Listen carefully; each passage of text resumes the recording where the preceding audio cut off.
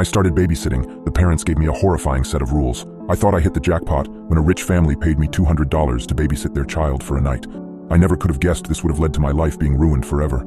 The children were extremely well behaved and everything went smoothly the first night. The young couple must have thought that I had done a good job because word spread quickly around the rich neighborhood that I was a great babysitter choice. This was perfect for me. Most of the families around here pay way better than where I live since they all come from a long line of wealthy families. But I was always suspicious about some of the families. You hear rumors about really rich people, some very creepy stories, but I never actually believed any of them.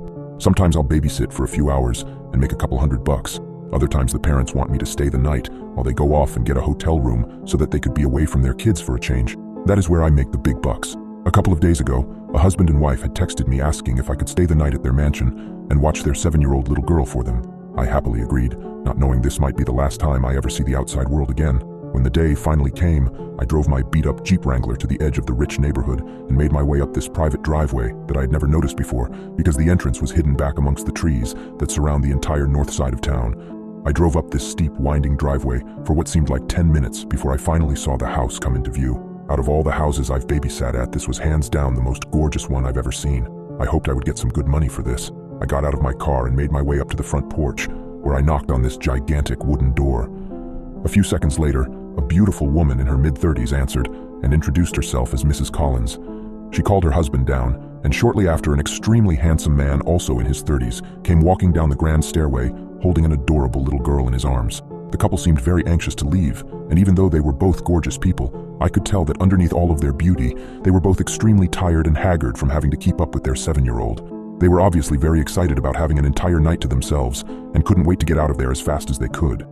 Before Mr. and Mrs. Collins left, however, Mrs. Collins handed me several pieces of paper and told me that she had written down a couple of instructions for me to follow throughout the night. She stressed to me how important it was to follow her instructions, and I assured her that I'd give them a look. I waved to the pretty young couple as they made their way down the driveway in their expensive Mercedes, and then closed the door behind me.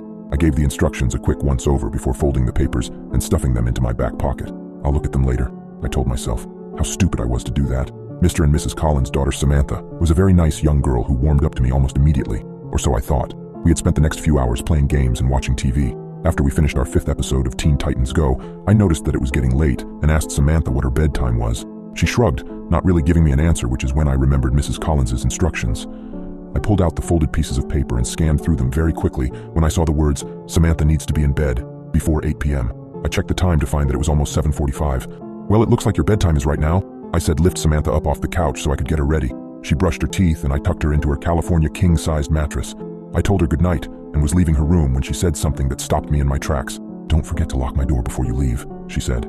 I stopped walking and turned back around toward her, confused. "What do you mean, don't forget to lock your door?" I asked. "Why would I need to lock your door? What if you have to go to the bathroom in the middle of the night?" She looked at me innocently and shrugged her shoulders again. "I don't know, but Mommy always locks my door before I go to sleep. She says she does it to protect me and herself. I don't remember what happens after I fall asleep, but Mommy says that I always try to leave my room at night, which is a bad thing." I looked at her dumbfounded. I didn't know what to say. What sort of parents would lock their child in their room at night? "Mommy told me that she would leave instructions for you to follow, and locking my door is one of them," she said. I had forgotten to read the rules. "Oh, okay, Samantha, I'll lock your door. Good. Good night, sweetheart," I stammered. She gave me a big smile and rolled over in her bed. I closed her door and noticed that there was a latch drilled into the doorframe that would allow someone to lock it from the outside. I closed the latch and then walked back downstairs so I could read the rest of Mrs. Collins' instructions. When I had first seen the pieces of paper, I was under the impression that they were just instructions that told me what shows Samantha is not allowed to watch or how to operate the surround sound. After I started reading them, though, I realized that I was wrong. I was completely and utterly wrong. I started reading "Hello, Annie. I'm so glad that you agreed to stay the night and babysit Samantha for us. She's such an angel, and I'm sure that the both of you will get along very well. I know that our house might seem old and scary, but don't worry because nothing bad will happen to you as long as you follow some simple instructions. Firstly, Samantha needs to be in bed in her room with the door locked before 8 p.m. Do not open up her bedroom door after 8 p.m. I repeat, do not open Samantha's bedroom door after 8 p.m. She will try to convince you to open the door in many different ways. She will cry, scream, and threaten you until you give in, but do not listen to her. She can't hurt you as long as the door is closed." At this point, I was confused. Why would I leave her locked in there if she was screaming and crying to let her out? Something horribly wrong was going on here, but I continued reading. "Between 8:30 and 9:30 p.m., make sure you remain in the living room with the lights turned on. Around this time of night, you may hear scratching and growling coming from Samantha's room or from other parts of the house. These noises are nothing to worry about as long as you stay in the living room. Watch some TV to pass the time. We have a lot of movies to choose from. After 9:30, do not venture into any dark areas of the house.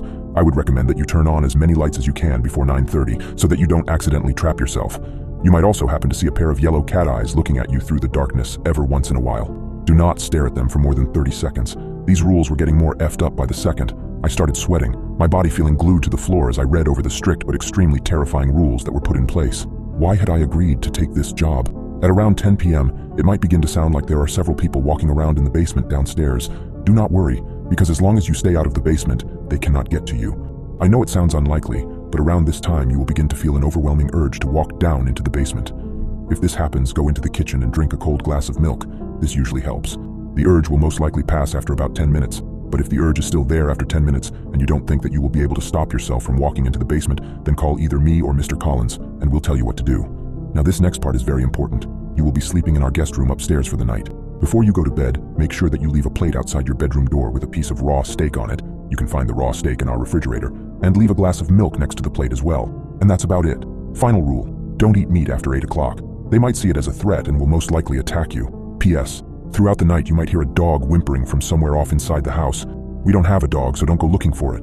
I hadn't realized what I had gotten myself into. Right as I had finished reading the rules, it was 8:31, and the growling noises just started. It sounded like they were coming from every room in the effing house. My hands were shaking as I reread the instructions, the realization of what I was dealing with sinking in. I was trapped in a house with something that was far from normal. The growling noises were getting louder and seemed to be coming from every room. I forced myself to calm down, taking deep breaths. I had to follow the rules no matter how bizarre they were. Over the next few hours, things only got stranger and more terrifying. The growling turned into scratching, and sometimes I would hear what sounded like a soft whimpering, like a dog. But I remembered Mrs. Collins's postscript. They didn't have a dog. I stayed in the living room, keeping the lights on as instructed, and waited. The urge to go down to the basement was strong, but I fought against it, going into the kitchen and gulping down glasses of milk. Around 10 p.m., I heard the sounds of footsteps in the basement, but I didn't go down there. I stayed put, watching TV to distract myself from the cacophony. It was during one of these distractions that I noticed a different piece of paper on the coffee table, a sheet that had been tucked away under a magazine. It was a diet plan for Samantha, written in Mrs. Collins's neat handwriting. My heart skipped a beat as I read through it. It was a weekly meal plan, but it wasn't the usual fare you'd feed a 7-year-old. Liver on Monday, kidneys on Wednesday, heart on Friday. It was a diet composed of human organs. My stomach churned as the horrifying truth hit me. Samantha wasn't just some ordinary child. She was something else. As the realization dawned on me, I heard a loud crash from upstairs. It sounded like a door being broken down. The noise was followed by the soft padding of feet on the staircase. Samantha. I could hear her humming a lullaby as she descended, her voice echoing through the eerily silent house. My heart pounded in my chest as I stood rooted to the spot, my mind racing. I thought back to Mrs. Collins's instructions, her insistence that I follow them exactly. But it was too late for that now. I had made a terrible mistake, and now I was about to pay the price. I could hear Samantha getting closer, her humming growing louder. It was then that I realized the horrifying truth. I wasn't here to babysit Samantha. I was here to feed her. I was the meal.